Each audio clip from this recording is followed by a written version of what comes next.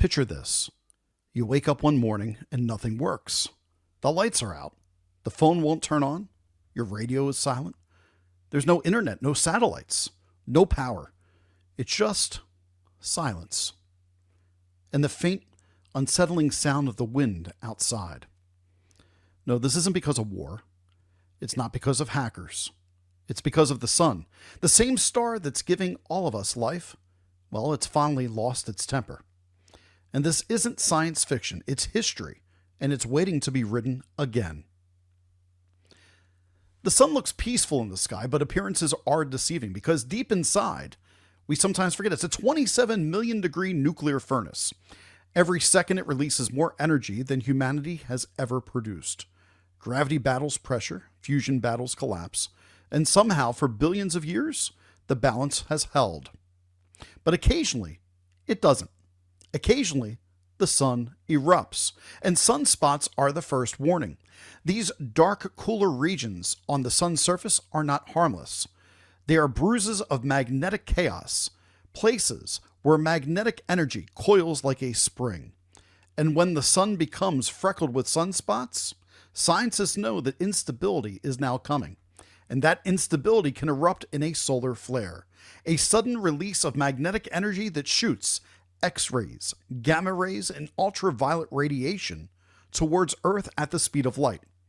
The flash arrives, 8 minutes, 20 seconds. No warning, no time to react. Most flares pass quietly, but the largest ones, they can disrupt radio, they can confuse satellites, and they can start a chain reaction that escalates quickly. A solar flare is terrifying, but the true danger is the coronal mass ejection, the CME.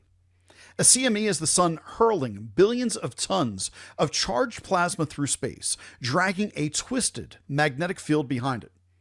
If a flare is a punch, a CME is the slow motion explosion that follows. When this thing collides with Earth, our magnetic shield wrestles with it. The two fields twist, reconnect, and release energy powerful enough to shake our planet's electromagnetic heartbeats. And when a CME appears as a halo surrounding the sun, it's aimed directly at us, staring into oncoming headlights. There's no sidestep. There's no escape. Just brace. Even when the sun seems quiet, it is breathing constantly. Its solar wind, a stream of charged particles, it stretches the Earth's magnetosphere like a comet's tail. Now, most of the time, our magnetic shield deflects it silently, invisibly. But when a CME rides that wind, the breeze, it becomes a storm front. Earth's magnetosphere is our armor. It's generated by the molten iron that's churning in our core. It's protecting us from deadly radiation that could strip the atmosphere, could cook the surface, and make Earth look just like Mars. But even our armor has its limits. When a massive CME strikes and the magnetosphere bends, it can crack. It bleeds energy into the upper atmosphere. The auroras that we see, the shimmering green and the red curtains of light, are evidence of that invisible battle. They're beautiful, yes, but they're also a warning. And history provides us a grim lesson. On September 1st, 1859, British astronomer Richard Carrington witnessed a blinding white flash across the sun. And 2 days later, the telegraph systems burned. Operators became shocked unconsciously. Auroras lit skies across the world, even over Cuba and Hawaii.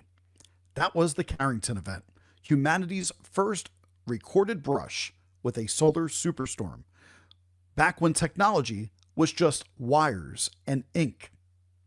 Now, imagine the same event in today's world. Transformers would melt within minutes, satellites would fry, GPSs becoming unreliable, air traffic would come to a halt, hospitals would lose power, the financial system would have to freeze. In fact, estimates suggest $2 to $3 trillion in damages in the first year alone. And they say that a full recovery could take a decade. And all of this from a storm that we can't stop and likely won't see coming until it's upon us. The strength of a solar flare is measured by its X-ray output. That's classified by NOAA like a cosmic Richter scale. A class barely noticeable, B class, minor ripples. C class, some noticeable disruptions. M class, strong enough to confuse radios and expand the auroras. And then we get to X class. They're catastrophic. Satellites can fry, astronauts exposed to dangerous radiation, and electronics damaged down on the ground on Earth. Each class is 10 times more powerful than the last. The Carrington Event, well, likely that was an X40 to an X50. To give context, an X5 flare is 5 times stronger than an X1. The Carrington flare was closer to a small nuclear explosion in space. Now, NOAA also measures with 3 scales. The R scale, which is the radio blackout from R1 to R5, the S scale, which is the solar radiation storm S1 to S5, and a G scale G1 to G5, geomagnetic storms. The G5 equals a Carrington-level disaster. Transformers burned out, satellites lost, communication systems collapsing. We have a magnetosphere. Usually that deflects the solar wind. But the interplanetary magnetic field carried by a CME can change everything. The thing called the BZ component tells us if Earth's shield is open or closed. A positive BZ aligns with the Earth's field. Things are safe. A negative BZ opposes it. It means dangerous.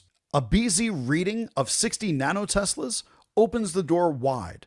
Charged particles flow straight into our magnetosphere, generating geomagnetically induced currents that melt transformers, disrupt satellites, scramble GPS, and paint auroras even at the equator. In short, negative 60 BZ is textbook superstorm territory, and that is where we were at 7 p.m. Eastern Standard Time, November 11th, 2025. And following the X5.1 flare exploding from the sun from the 2 X1s, it sent a CME straight to Earth. BZ readings plunged to negative 60. Operators scrambled, satellites went into safe mode, and then miraculously, about an hour later, the BZ shifted north, closing the door. The energy deflected. Auroras did light up the sky across the world, being seen as far south as Florida. What could have been catastrophic became a spectacle of light. People snapping photos and posting on Facebook. But the sun doesn't care about your Facebook photos. The sun doesn't care about humanity. It doesn't plot. It doesn't hate. It just burns. And every so often, it reminds us just how small and fragile our civilization really is. The Carrington Event may have been a warning in 1859, but the next one is going to test our infrastructure in ways we are barely prepared for. Most people are uneducated on this topic, so I'm glad to present this for you today. Remember, the sun is both our creator and it is also our destroyer. It gives us life and it taketh away in the flicker of a solar flare. Awareness and preparation are our only shields that we have. Because when the sun sneezes, and it will, Earth doesn't just catch a cold, it catches fire. Are you prepared?